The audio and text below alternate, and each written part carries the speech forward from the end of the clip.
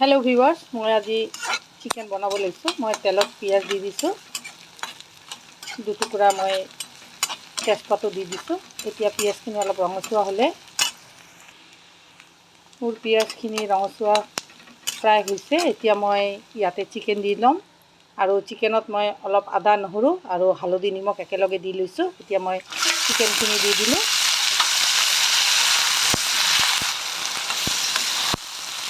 Chicken দি লৈ বহুতে বহুত ধৰণৰ বনায়। মই কেতিয়াবা এনেকৈও বনাওঁ, বেলেগকৈও বনাওঁ। আজি মই এনেকৈ বনাব লৈছোঁ। আমি বেছি জ্বলা নাখাওঁ, সেয়ে মই গুড়া জলকীয়া নিদিওঁ। মই কেঁচা জলকীয়া দুটা দি দিলোঁ, কাৰণ কেঁচা জলকীয়া পেটৰ কাৰণে ভাল বুলি শুনিছোঁ।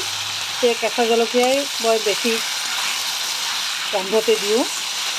কেতিয়াবা শুকান জলকীয়া দিওঁ, নিদিয়া নহয়, কিন্তু আজি মই কেঁচা জলকীয়া দিয়ে বনাম। চাওক মোৰ চিকেনটো কি ধুনীয়াকৈ হৈ আছে।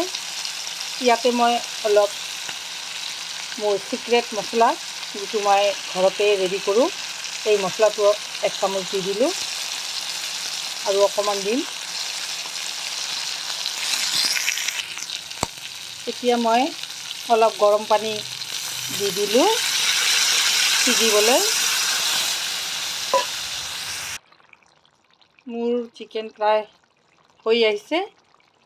মই মটৰ ভাল পাওঁ, সেয়ে মই কেইটামান মটৰ গুটি ইয়াতে দি দিলোঁ।